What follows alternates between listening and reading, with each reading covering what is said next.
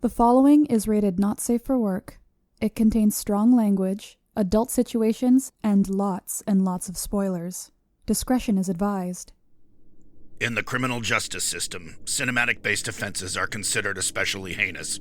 The dedicated attorneys who investigate these villainous films are members of an elite squad known as the Reels of Justice. These are their stories.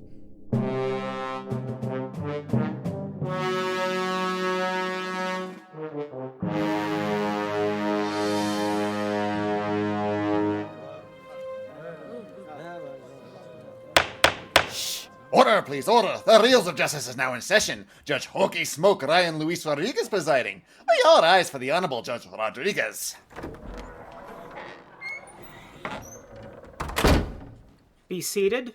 Welcome to the Reels of Justice. Today we are hearing the case of The People vs. The Adventures of Rocky and Bullwinkle, a 2000 live-action animated hybrid about a cartoon moose and squirrel who are pulled into the real world to stop the devious plot of a dictator named Fearless Leader and his villainous henchpersons. For those of you unfamiliar with our court proceedings, we are here to determine if this film is guilty of being a bad movie. As always, in this courtroom, films are to be considered excellent until proven awful, and the burden of proof lies upon the prosecution to prove beyond a shadow of a reasonable doubt that this film is guilty. Mr. Maynard Bangs, you're appearing on behalf of the prosecution. You may present your opening statement. When we last left our heroes, Rocky and Bullwinkle, they found themselves the stars of a beloved television program, The Adventures of Rocky and Bullwinkle and Friends, which ran for 5 seasons from 1959 to 1964, entertaining and tickling its devout fans through syndication for years to come. Flash forward to that godless age of the late 1990s. The veritable cesspool that is known as Hollywood was looking to wring every ounce of charm and profitability out of all the successful IPs of the past 50 years. After attempting fruitlessly to cash in on Dudley Do-Right the previous year, those unscrupulous hacks turned their eyes towards our very own intrepid heroes, Rocky and Bullwinkle.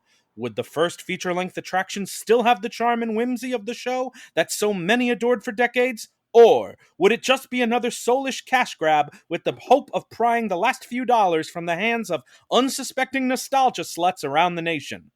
Find out the answer to all these questions and more in our next thrilling episode, Moose in a Noose or A Rainy Day Blues. Thank you, Mr. Freeze. Appearing on behalf of the defense is Mr. Thomas Greene of the Movies After Work podcast. Please present your opening statement. Ladies, gentlemen, podcasters of the jury, how do you solve a problem like Gorbachev? Rocky and Bullwinkle was always a product of its time. The series, a comedic mockery of the Cold War and the growing Disney empire. Fast forward to a world without temperature-based conflict, and a mouse lost in its fucking maze. What do you get?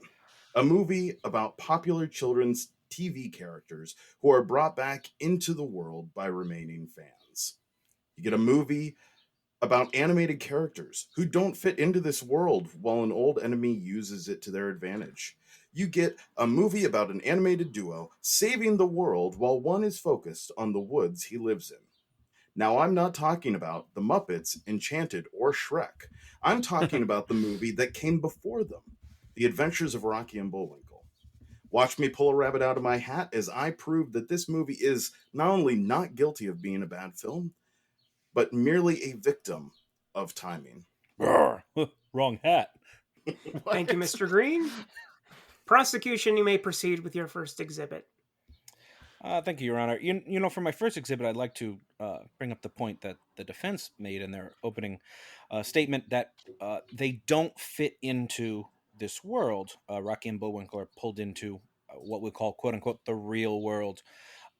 But this world is not quite that real of a world, is it? It's extremely cartoonish, full of punny names and absurd situations. Our main protagonist is named Karen Sympathy.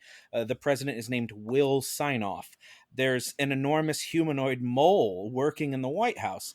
Nobody seems bothered that cartoon characters are walking around among them. Karen is able to escape from prison with a ridiculous ruse on a Swedish prison guard who then waits several days outside a movie theater for her. None of the weapons and explosives and all that Boris and Natasha try to use actually hurt them. which they should if they've become quote unquote real. There's a university named What's-A-Matta U, which Bullwinkle apparently attended at some point. How and why would a cartoon attend a real world university when we saw that it took a special method to extract them from that world? So what I'm saying is this real world, they don't not fit in. They seem to fit in extremely well to it. It's not really the real world at all. It's a live action cartoon world. And because nothing is realistic, why make a film about cartoons being pulled into the real world if you're not going to make that world as real as possible in order for them to clash against it? Mr. Greene, would you care to respond to this? The answer for that is simple. This is a kid's movie. If you are looking for a film that takes a drastically serious approach to cartoons in the real world, you watch Who Framed Roger Rabbit. Mm-hmm. If you want a morbidly accurate world of animated characters in the real world, you watch Cool World. No, not again. Not again. I'm not saying... Please. You're on thin ice, sir. But that just proves my point of the thin ice that exists in how you find that balance. So, yes, you have a movie that lives in these rules, but there is not too much that you can do before it no longer becomes a children's film and becomes too adult. Well, I'm glad you bring this up because my next point is about the tone of this film. Now, I do think its comedic style is very reminiscent of the old 60s show. It's full of puns and visual sight gags and witty repartee. But the show itself from the 60s is sort of an anomaly as a cartoon because it relied so much on wordplay rather than outright slapstick, although the Pottsylvanians do get blown up often enough. But I think a lot of the show's humor probably went over the heads of kids in the 60s. But fortunately, they happen to like silly voices. Like the entire angle of the Pottsylvanian baddies is satire based on the Iron Curtain that would be completely unappreciated by children. Now, we kind of flash forward to this movie, and I don't think the comedy fails so much, but I think it failed to find an audience at the time. Were the filmmakers hoping to reinvent Rocky and Bullwinkle for the new millennial generation and aim this film at children, like the defense suggests? If so, a lot of this humor would have gone over their heads. The concept of celebrities being let off scot-free after committing crimes, protesters demonstrating at universities about the most inane things and then flip-flopping on them almost immediately. This would have been lost on kids, not to mention the references to the Cold War stuff. Pottsylvania is still Pottsylvania, and they have an anthem and everything. That would have been meaningless to children in the 2000s.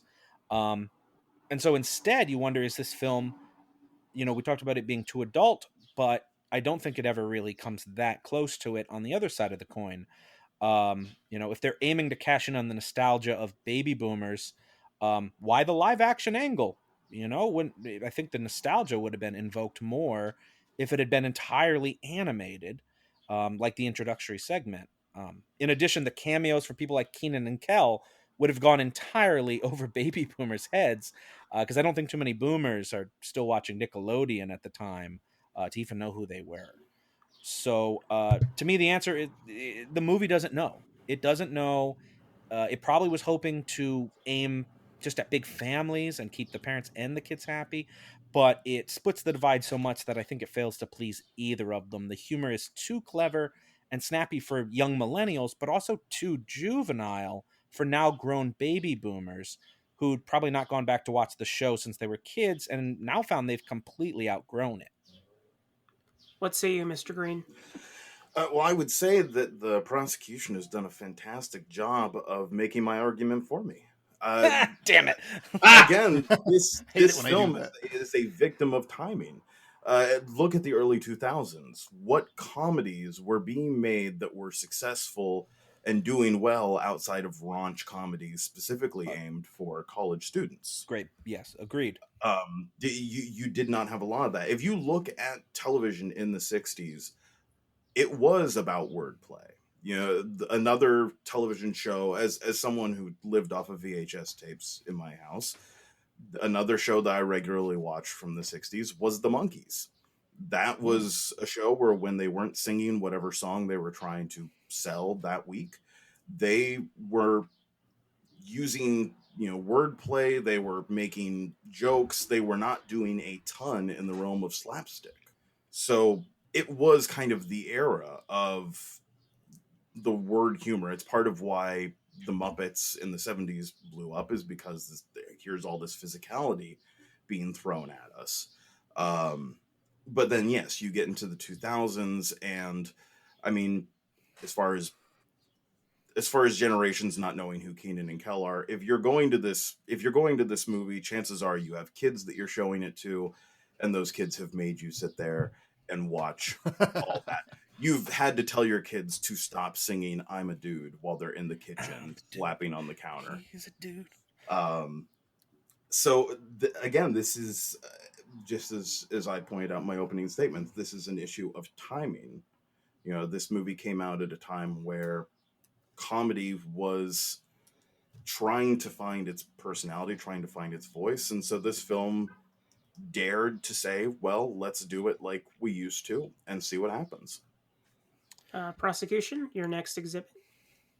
Yeah, and maybe just to touch on that, as far as timing, I mean, if you know that your comedy climate at that time is not the right place for this, I would have thought twice about releasing it at this time. Maybe sit on the project for 10 years for when the world is ready. So then you have a 10-year-old movie? I missed the joke. Jason but Alexander looks great. No, I don't. I mean, make it 10 years later. I certainly don't mean. Yeah, you didn't mean make it and then sit on it for 10 years. Yeah, no need to confuse people as to Kel suddenly coming back into the mainstream. That kind of might have been brilliant, though. Might have been a little time capsule movie, though. That could have been great. For my next exhibit, I want to bring up a point that Bullwinkle himself makes in the movie. And in the courtroom scene, Bullwinkle asks his witness, how come Rocky and me are still cartoons and Boris and Natasha aren't? And that actually stands as a good point. Why make the characters of Boris, Natasha, and Fearless Leader played by live-action actors? And the answer is simple. The producers thought it could bring some star power to the film. If you can really consider Jason Alexander's star power at this point. But objection. This was during the time period where Seinfeld was still a beloved television show that people were coming down from. Jason Alexander would have been viewed at the time as a big star. Sustained. Oh, all right, okay. Now, this decision isn't just inconsistent and kind of bizarre. I think the animated versions of these characters would have played a lot better. Let's talk about the star power that we do have here, Robert De Niro.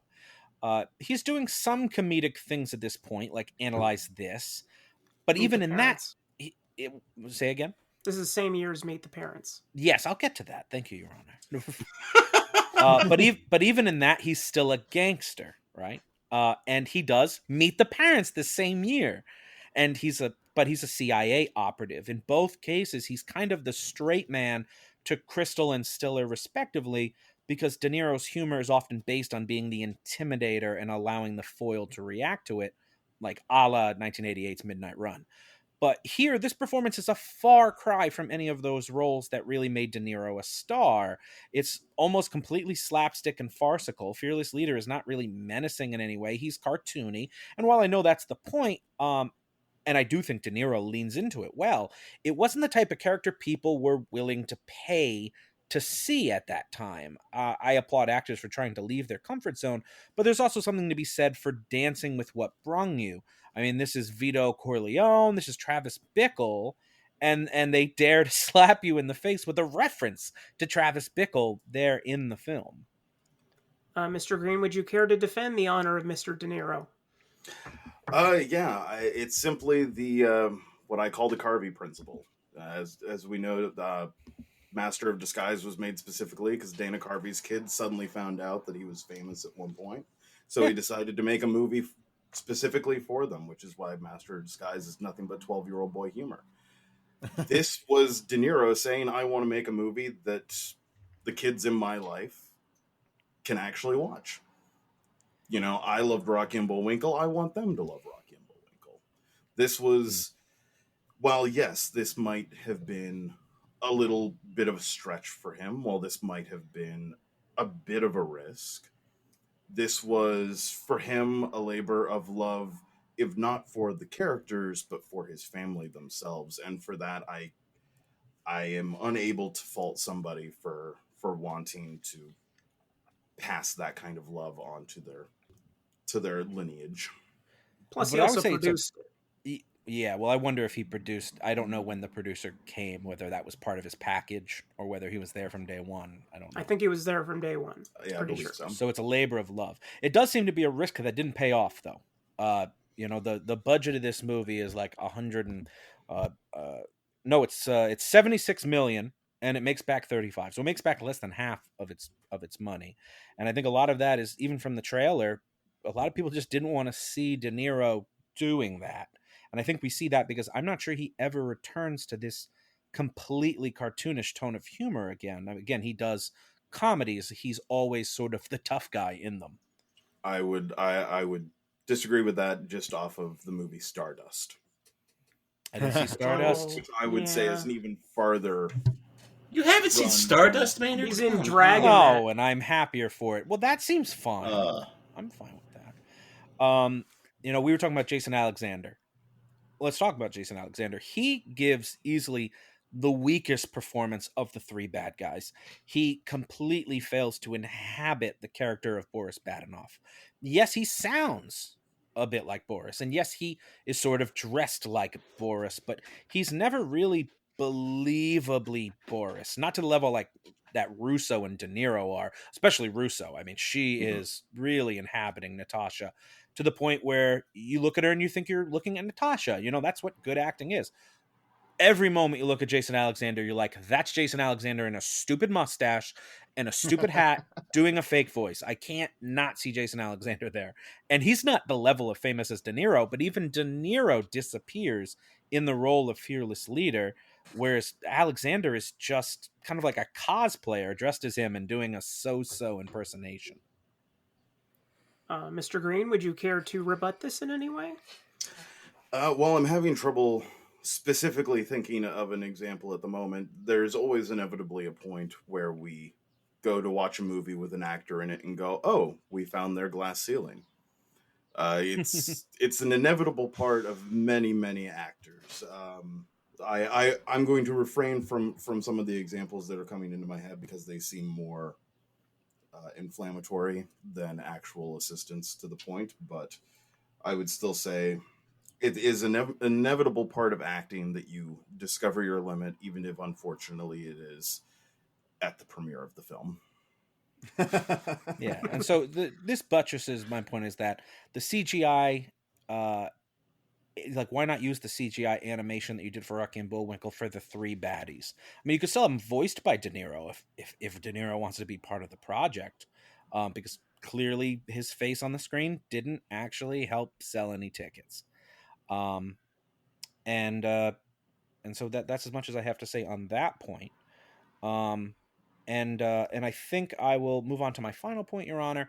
And that's about cameos. There are a lot of cameos featured in this film. It was another tired way of trying to squeeze some familiar faces into the film's trailer, and most of them are kind of cute, like Whoopi as the judge and John Goodman as the highway patrol officer. But when your cameos are like the high point of the film, you're sort of in trouble. I was more interested in following Billy Crystal's mattress salesman to see what would happen to him for the rest of his day than to continue to follow Rocky and Bullwinkle on their little road trip. The cameo I dislike so far actually was Keenan and Kel, which is sad because I like Keenan and Kel, but their characters were more like tertiary characters than cameos. And yet they continued to break fourth walls, and they acknowledged that they had the Keenan and Kel show. They said, "Oh, we'll never be in reruns," stuff like that. To the point where they totally took me out of any of the scenes they were in.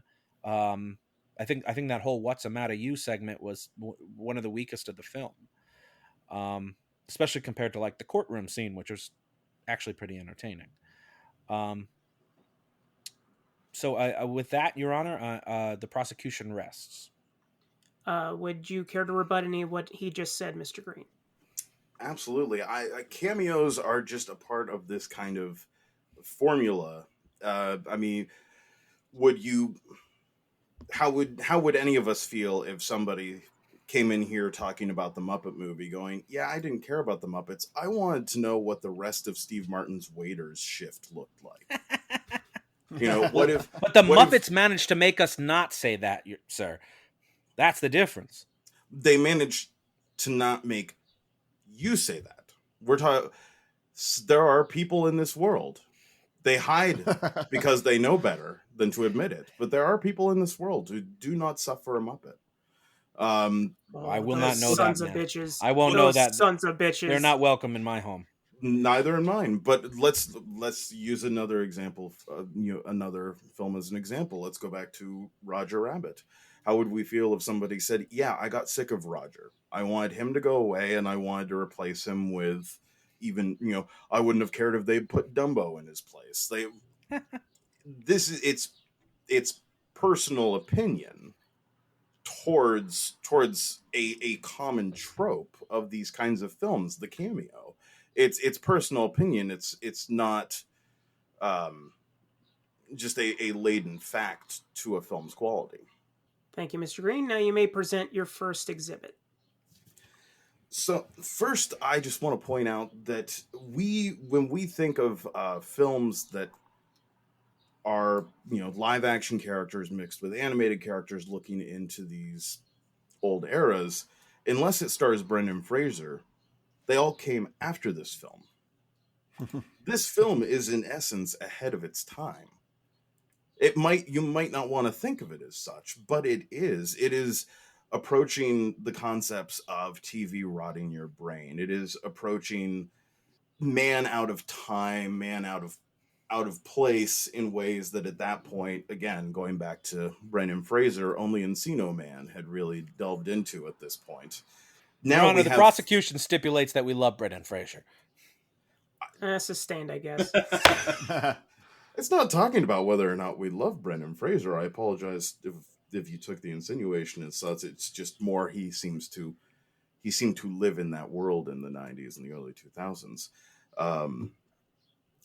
But this is a film ahead of its time. It's treading new ground. It's no different than a film like Mystery Men, where we're talking about a film that is not a full-on...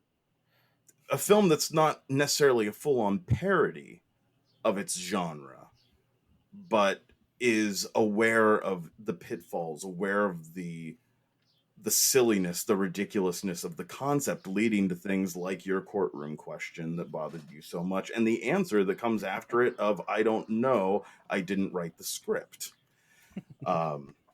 It's that sort of awareness. You make, going back to what we had said earlier, make this movie 10 years into the future where we've gotten 50 Alvin and the Chipmunk movies and a Yogi Bear movie and all these other films, and then this film comes along and is being referential to all of the things that these films are doing in a wink and a nod, very meta style, which was Rocky and Bullwinkle's way. And all of a sudden we've got a film that's not so much doing bad comedy, but acknowledging the world from the eyes of somebody who did not enjoy the film in the early 2000s. Would you care to concede any of these points, prosecution? No, I think that's an interesting point. I don't know that I think the comedy fails. I just think my point is that I think it failed to find an audience.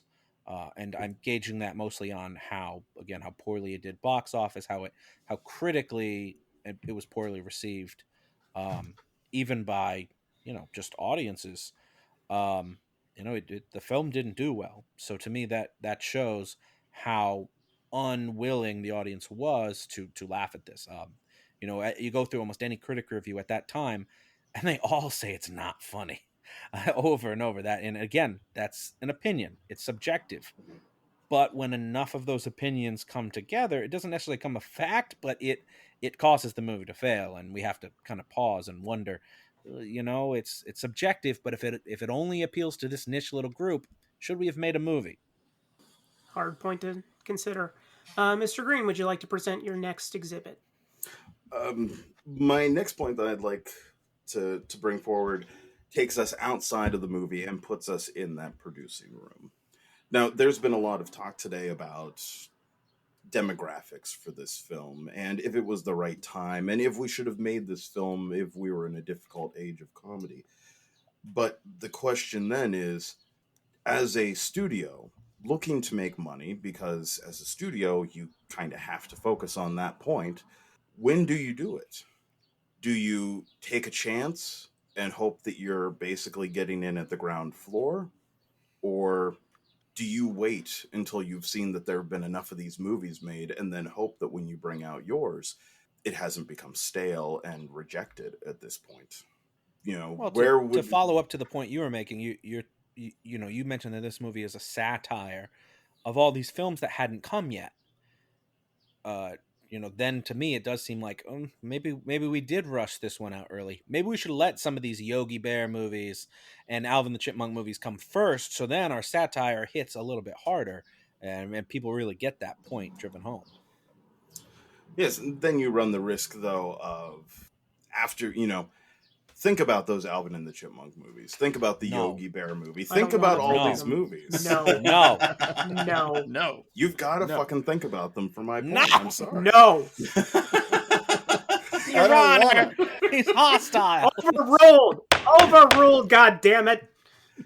Do you still, no matter what it says it's going to do, are you going to see an Adventures of Rocky and Bullwinkle, no matter how much it claims that it wants to poke fun at and tease itself and all these other films, after you've had to listen to Justin Timberlake do his best impression of a bear, after you've had to listen to the 50 millionth Lady Wait, Gaga was Justin cover? Timberlake Yogi Bear? He What was is it? Boo No, Boo. he was Boo Boo. Yeah. What? Yeah. That's a casting choice that one would consider. That's a choice, boo-boo. all right. That's a Boo. choice. Boo, boo. So, but my point is that it takes making these leaps of faith. Let's look at another leap of faith. And I will avoid the most obvious one because it would be emotionally manipulative right now.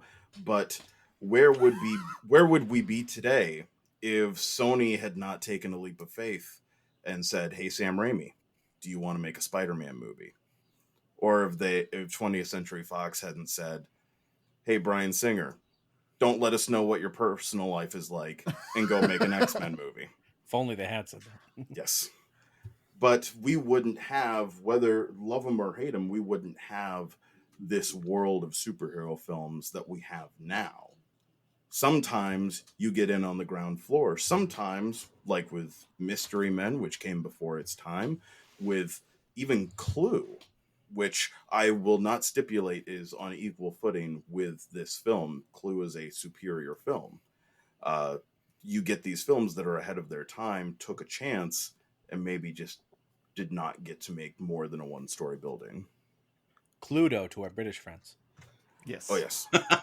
Now I'm curious. What was the emotionally manipulative one? Oh, Richard Donner was Superman. Oh, my good thing you didn't say it. Good thing you didn't. Yeah, but say that was 5 to 7 weeks ago. So Right.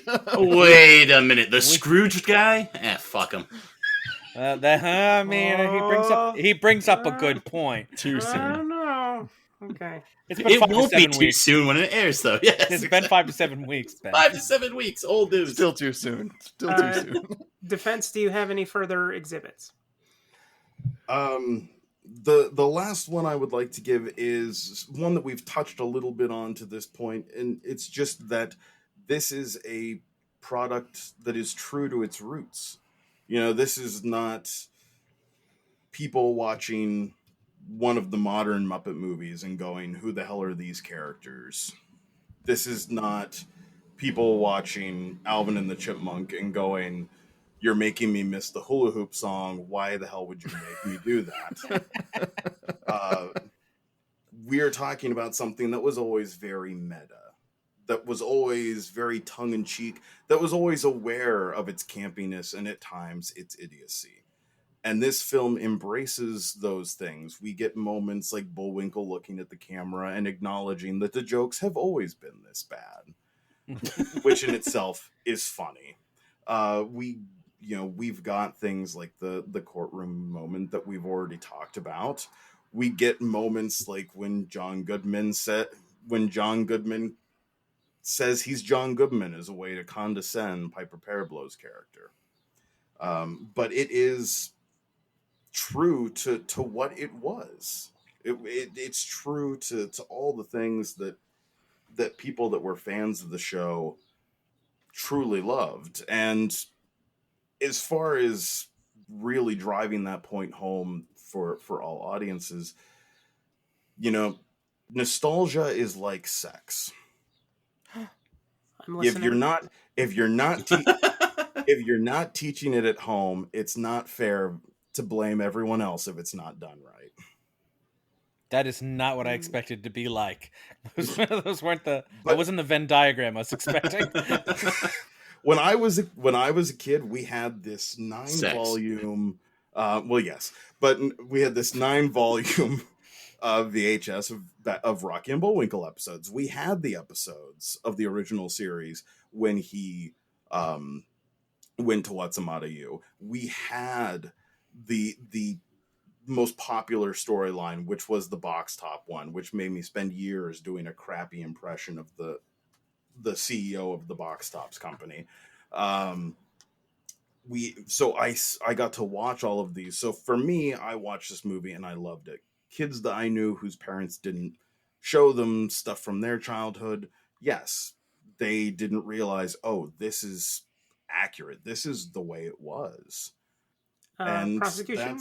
Sorry. I was just going to say, and that's not on the film. That's not on the studio. That is a responsibility that we sometimes forget starts in the home. Prosecution, was this movie straying from its roots in any way? Sex! Well, now that I have your attention. Boo! No, it is. It is very true to its roots. I know I stipulated that in my points. This is Rocky and Bullwinkle humor, absolutely. And it definitely feels like it. My point was, if we were trying to modernize this for the new audiences to try to kickstart some future movies or get a new TV show off the ground, then maybe we did need to update the humor to something that was more resonant of the time. I do appreciate sticking to your roots, but the gambit didn't seem to pay off. Both sides have rested their cases. The attorneys will now present their closing arguments. Mr. Bangs, you may begin. When last we left our faithful friends, Rocky and Bullwinkle, they found themselves in the clutches of the latest soulless cash-in perpetrated by those witless know-nothings we call Hollywood producers. Plagued by an off-putting comedic tone, a cavalcade of B-list celebrity cameos, and a lukewarm performance by Jason Alexander, the film was both a commercial and critical failure. All seemed lost for our beloved idols, who now appeared doomed to wallow in the mire of cinematic indignity. But wait, what's this? There seems to be a flicker of hope for our treasured companions. As we speak, a group of intrepid film lovers at the Reels of Justice, a local cinematic lawyering concern, were working tirelessly to clear Rocky and Bullwinkle's good names of any wrongdoing by condemning the very film which has tarnished their good reputations. But would those brave citizens make the right decision? Find out next time in another exciting episode, A Jury Unsury, or Verdicking Around. Thank you again, Mr. Freeze. Mr. Greene, please present your closing argument.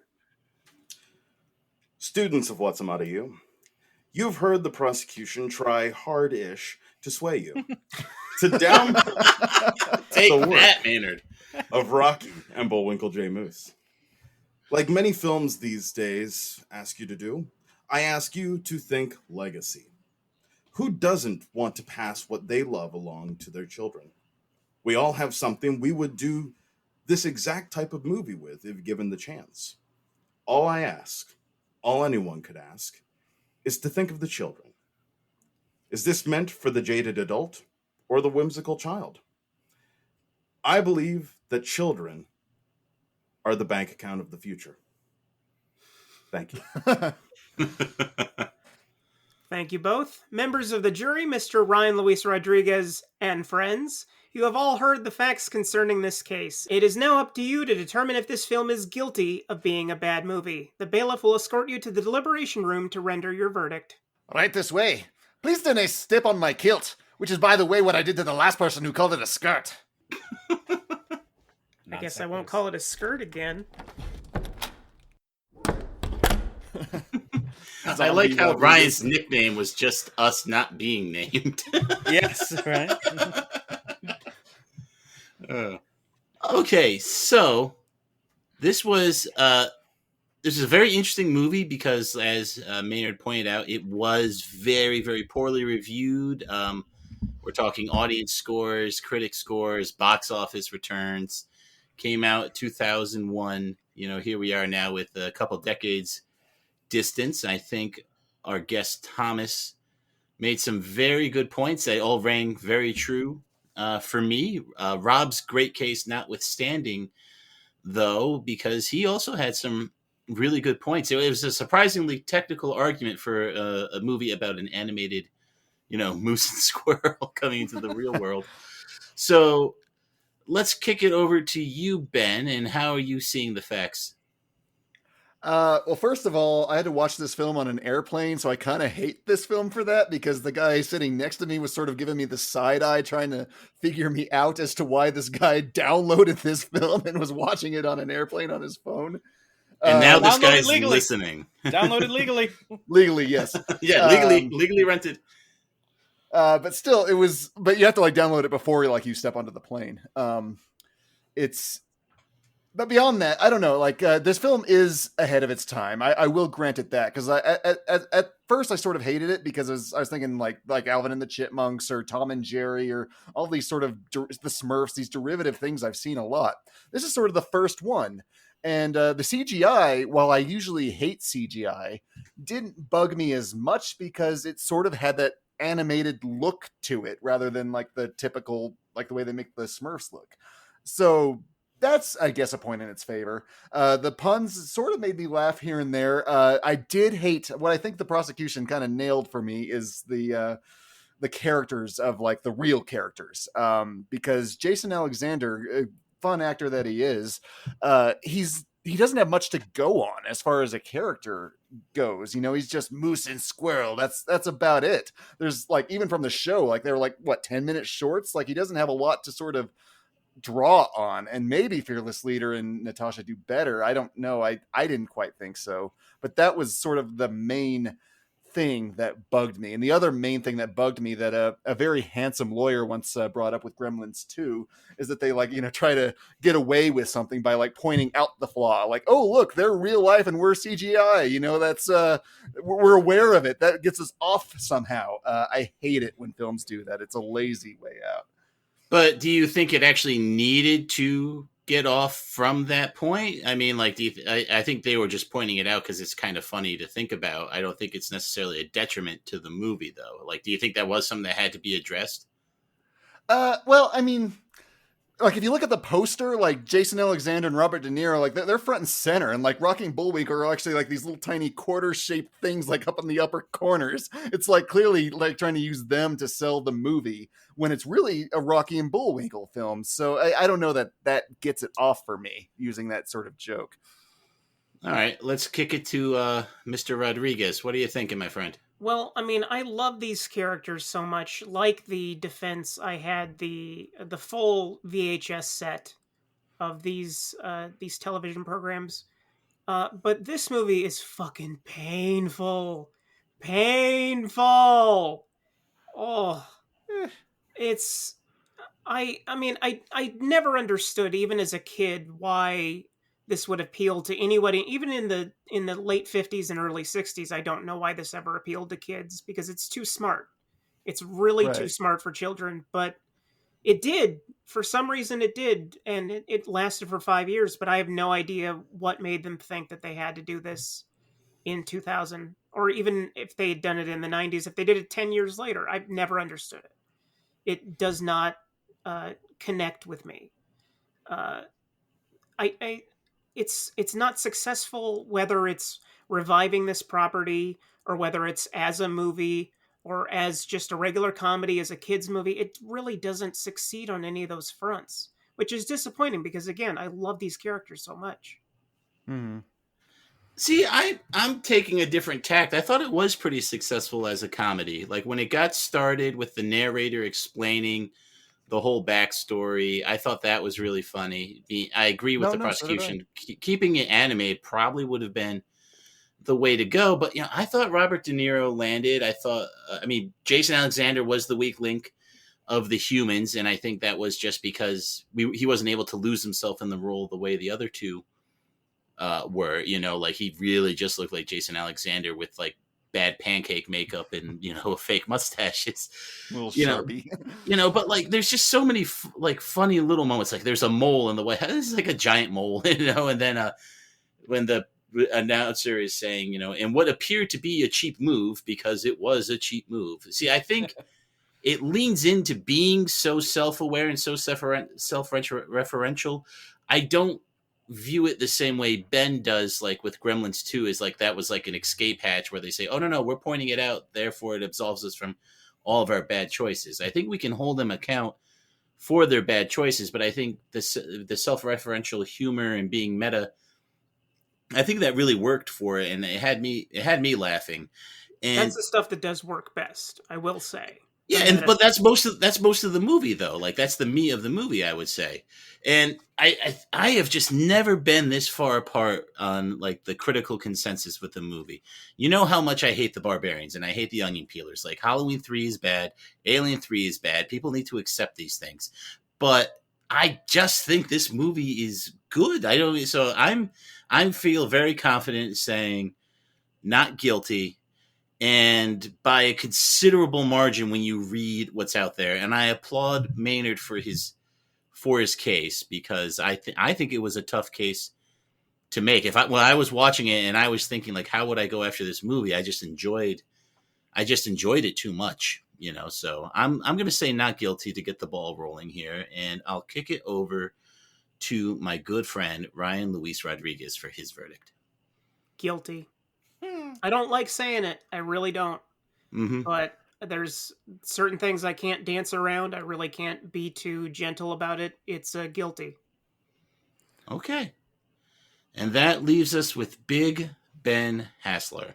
I get to decide who lives and who dies. You are the decision maker. Okay. So personally, I dislike the movie. But as for what it's trying to do, being ahead of its time, I give it points for that. So that's a 50-50 thing. So what we do here in the Reels of Justice is sort of get that beyond the shadow of a reasonable doubt of this thing's guilt. And I did find myself chuckling on this stupid airplane over, yes, I do weigh 400 pounds, but it's all moosel. So I say not guilty by a moosel. Not guilty by a moosel. I think that's a new standard. Not guilty by moosel. Let's get that down. Absolutely. Put that on the docket. All right. Well, thank you guys. Let's get out there and tell that very handsome judge. I think you're looking at him in a weird funhouse mirror, but that's okay. Mr. Foreman, have you reached a verdict? We have, Your Honor. In the case of The People versus the Adventures of Rocky and Bullwinkle, we find the defendant not guilty of being a bad movie. No! Oh, Maynard, I'm sorry. The verdict is so rendered. I'm really glad I wrote a not guilty just in case. I'm letting the Adventures of Rocky and Bullwinkle off with a warning, but I better not see these beloved characters get rebooted in the near future. Court is adjourned. I can get behind that. I wouldn't turn on Amazon Prime anytime soon then. Uh-oh. Yeah. Let's not discuss that show. That doesn't exist as far as I We will. No.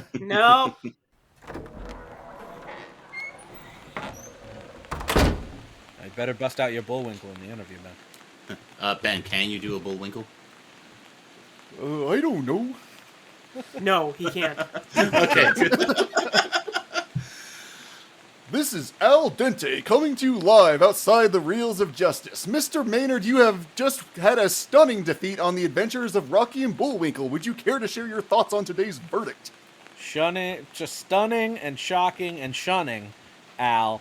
I'm on a cold streak, whatever the opposite of a hot streak is. I can't get nothing. I can't get Super Mario Bros. Convicted. I can't get Rocky and Bullwinkle convicted. I'm cursed. I don't understand it. Jury hates me. I don't know. You just gotta slip him a 20. And here comes Mr. Thomas Greene. Would you care to share your thoughts on this great victory you have accomplished today, sir? I'm completely amazed. As the first person in history who's probably gone to the mat on this level for this movie, I knew I had a lot of work ahead of me, and I knew starting with referencing Gorbachev was going to make it even harder. So I'm really happy that I was able to protect this film.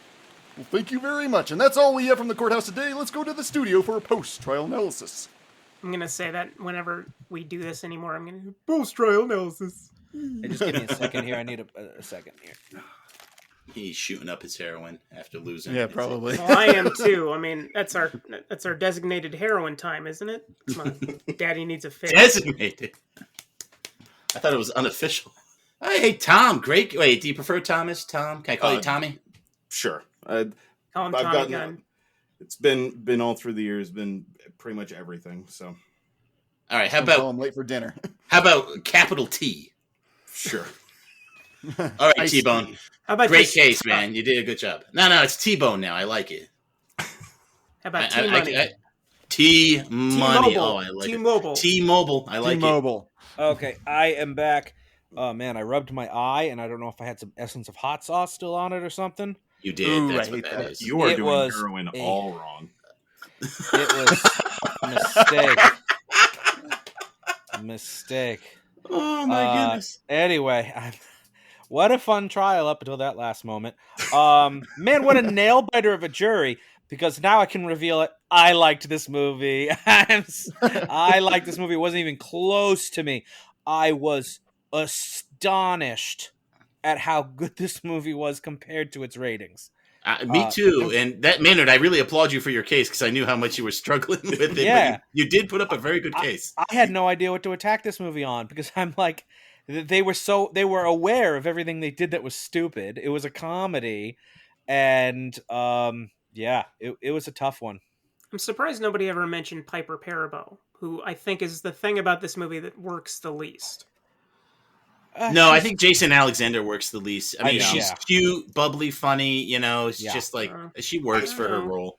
Yeah, she's cute, and she's not in it enough to be offensive. Like That thing where like that guy's waiting for her. I mean, that was just heartbreaking. Oh, that was hilarious. we called it it. immediately. We called it immediately. We were like, she has to come back later, and he's still out there, and it's exactly He's still what out they there. did. That was funny. And then that was exactly what we predicted. As soon as she drove away, I'm like, she's going back. She's He's going got a back in the end. beard and Yeah, that's what I said. He's going to be back with like a beard or That's not something. what you said. That's what I said. You monster. Well, we were both saying it. I We were both expect him to talking have that a way. big Rip Van Winkle. But congratulations, Thomas, and thank you for making me watch this movie because I'm a big Rocky and Yeah. Bullwinkle fan, so I always stayed away from this movie. Oh yeah, and so Ryan, you had the like each VHS was like a classic painting, but moose and Yes, swirled up. yes, I did. Yeah, that was the one. Nice. Yeah, that's the exact one that I had as a kid. So cool. To Yeah, know that somebody T-Bone. else- Ryan has everything. So if Yeah. it's on physical media, Ryan has it or has seen it. You know, You're so- okay with us calling you T-Bone, right? Yeah, T-Mobile. Well, I thought we agreed great. T-Mobile. Oh, That's what we're T-Mobile. gonna call him now. That's your name now.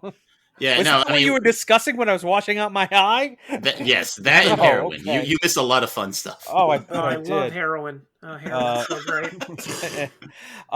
So T-Bone, what have you been up to lately? What's been keeping you busy? T-Mobile. T-Mobile.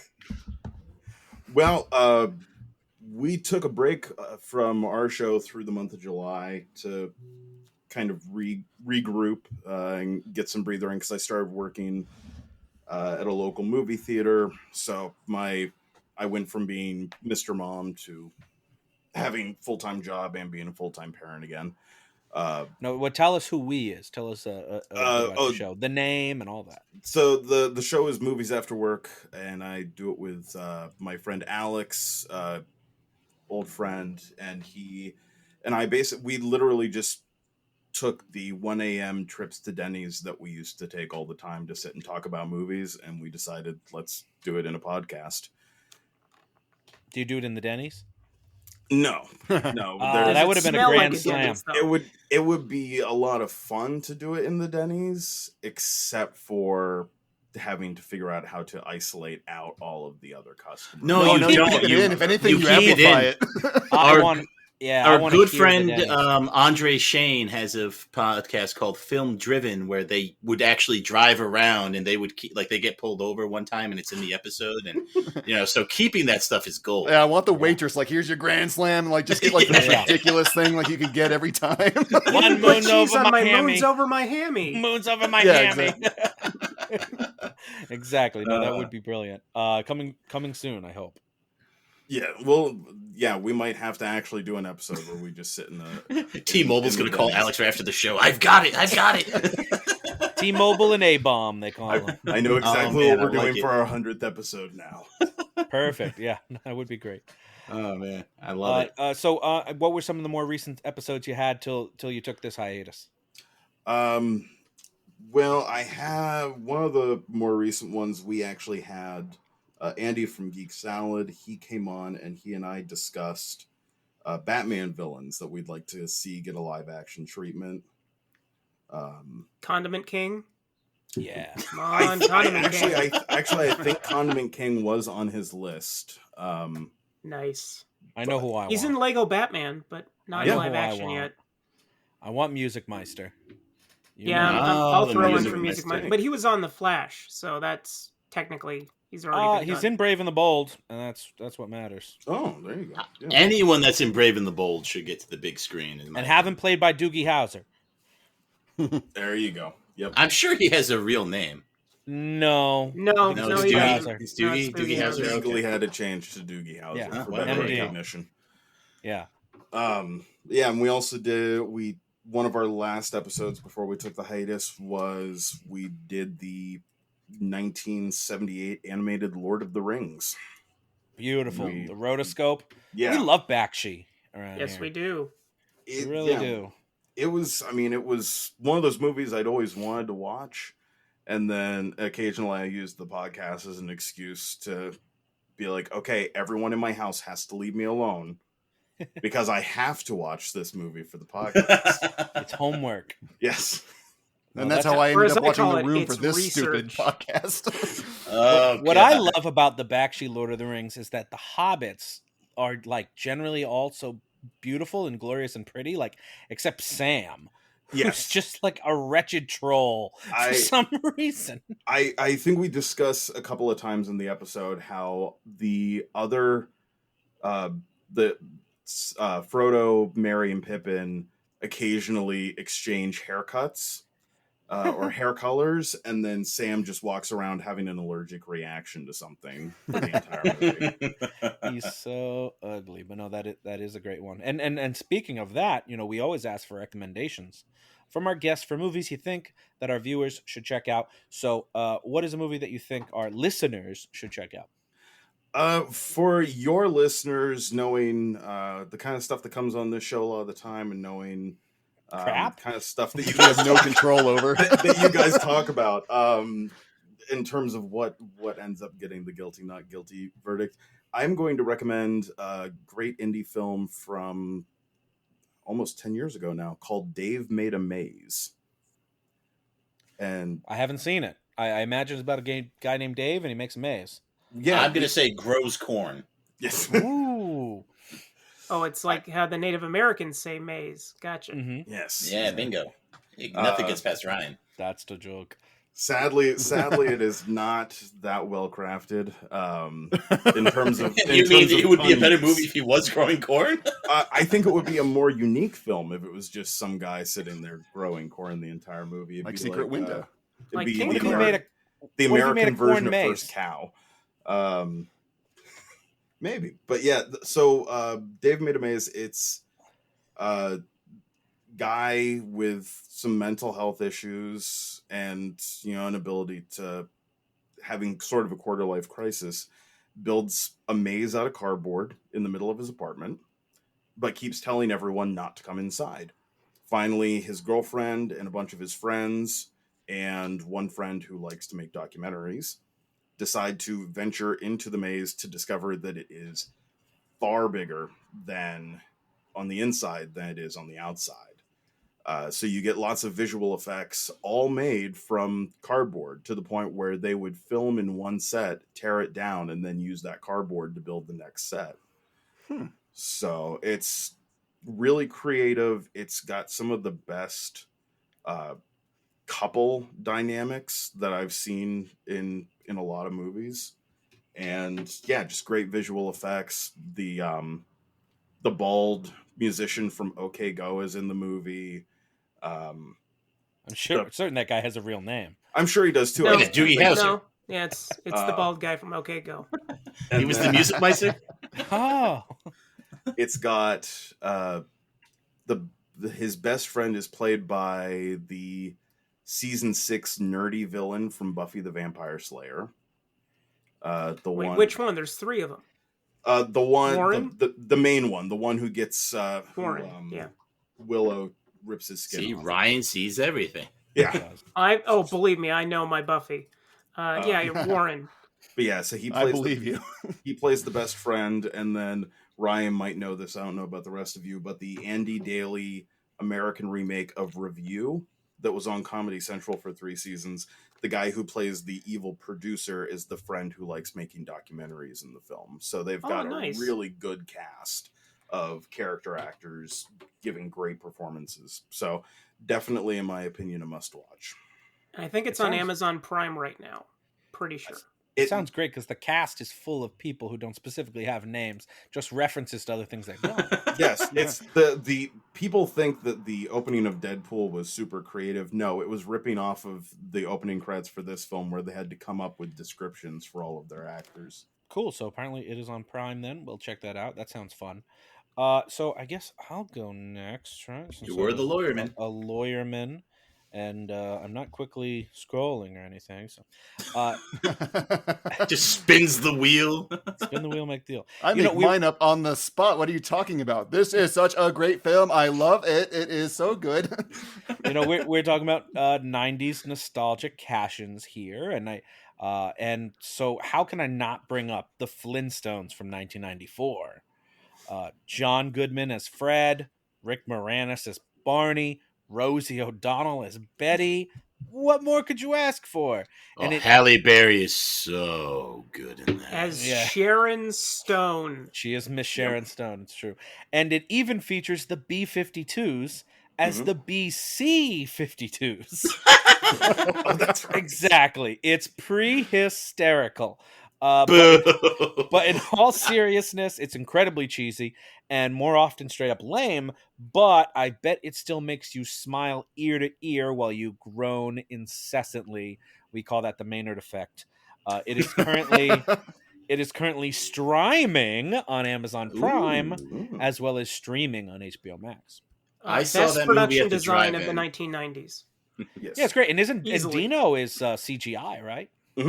He's CGI when he runs, but when he's not, he's a puppet. It's adorable. Okay. What were you I saying, too Big have Ben? to be CGI'd when I run because I don't. Good joke. Ben, that lets you go next. What do you got? All right. Well, for the life of me, I couldn't draw a line from this film to any other film I actually enjoyed, so I'm going to go with the other film that I watched on the same airplane trip and go with The Tomorrow War.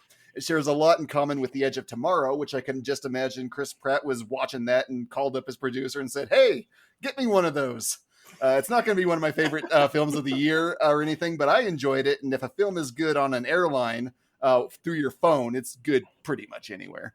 What did the guy next to you think of The Tomorrow War? I don't know. He probably liked it a bit more. He was watching Deadpool, I think. Oh, okay. I'll say he wasn't that smart. I got it. Yeah, I've heard mixed things about Tomorrow War. I heard it is it is a rip-off. derivative of a lot of stuff like The Thing, Aliens. I mean, there's a laundry list of people who say that thing's ripping off. Why are you criticizing Ben's recommendation, Rob? What's up I'm with not. you? I haven't seen it. The those- Flintstones is the dumbest movie I've ever seen, Rob. I wasn't. If you like the criticizing it. Flintstones, you should donate your brain to science. Yes, exactly. See how it's different than other brains. I wasn't criticizing it. There's a really strong chance those people are wrong. People are wrong about movies all the time. Remember all They those were people? very wrong about the Rocky and Bullwinkle. And just remember how like wrong they title were of about it. Tusk? Exactly. And People so are wrong about fuck Tusk. you. Ryan, People are wrong all drop the the time. scales from our eyes. Ryan, what have you got next? Fucking hate you Hit us so up, much. Ryan. For this week, I'm recommending another film written by Rocky and Bullwinkle's screenwriter Kenneth Lonergan. It's 2016's Manchester by the Sea. Yes, the same guy wrote Manchester by the Sea, a beautiful meditation on grief and loss that contains 400% less computer-generated cartoon characters. Lonergan won an Academy Award for his efforts, and it's not hard to see why. It's currently streaming on Amazon Prime. I believe you mean streaming. No, I don't. I think you do. No. Dilbo, send us home. All right, I've got 2 recommendations. Oh, Because we're talking about Rocky and Bullwinkle and kids' movies and everything, so I was thinking about movies my kids really enjoy. And I was thinking about a podcast I was listening to about those movies, and none other than Ryan Luis Rodriguez has done an outstanding 4-part series on the Toy Story franchise on his hit podcast, The Coolness Chronicles. So I urge you all to check that out and learn a lot about those fantastic movies. But now, since I actually have to recommend a movie, because that's the whole point. You mispronounced failed. I think you said What? hit. I think you mean critically failed. acclaimed. It's critically acclaimed. It is acclaimed. I mean, people like it. Yeah, I like it. We're critics sent- and we acclaim it all the time. I send you those questions and you read them on the show, and that's always fun. All right. What I'm recommending for a feature film is Book of Life, a 2014 animated movie that kids love, but make no mistake, there's a ton to enjoy for parents as well. The main characters are trying to live up to their family's and community standards and at the same time forge their own path. There is action, there's comedy, there's music. I can't stress enough that there is something for everyone. Is I that the one walked that out of that Coco movie. made fun? That Coco ripped off? Is that the one? They're pretty distinct, but they're both. I mean, yeah, they have a lot of overlap. They both but take they're- place in Mexico, if that's what you mean. They're Ryan. they're both, but they're both good though. I think I would recommend Coco as well. Triple recommendation. No. Coco, bam, No. bam. First off, Book of Life, I walked out of it.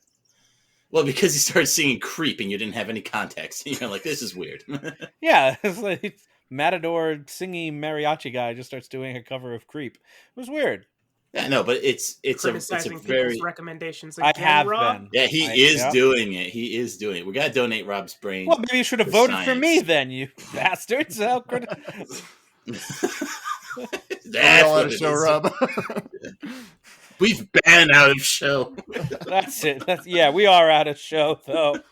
And I guess I'll thank our guest who didn't vote for me No, either. stop that. You think our guest proper, mind you. Okay, I will thank our guest, Thomas Greene from Movies After Work podcast. Thank you for joining us, Thomas. We'd love to have you back. Absolutely. I look forward to coming back. When you come back, lose to me next time. It's called Taking a Dive. I'll do it. And we hope to have everyone back on the show very soon, and have everyone check it out as the reels of justice keep turning. T-Bone. Bye-bye. T-Mobile. Please follow us on Twitter at Reels of Justice, Instagram Reels of Justice, and Facebook.com/Reels of Justice.